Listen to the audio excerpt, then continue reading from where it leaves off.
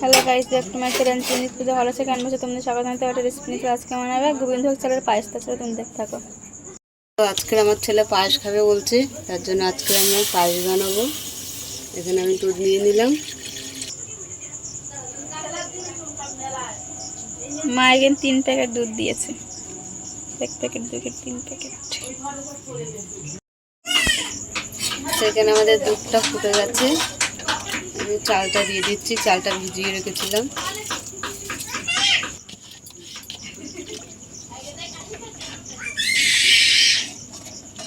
এখানে 2 কিলো দুধ আছে আর চাল আছে 200।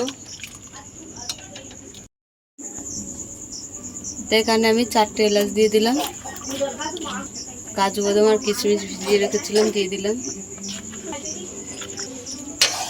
আরও একটু ফুটাবো। আমরা এখানে বাতাসা দিয়ে দিলাম, চিনি দিয়ে দিলাম।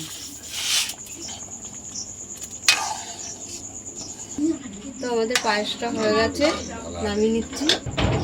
তো আমাদের পায়েস হয়ে গেছে।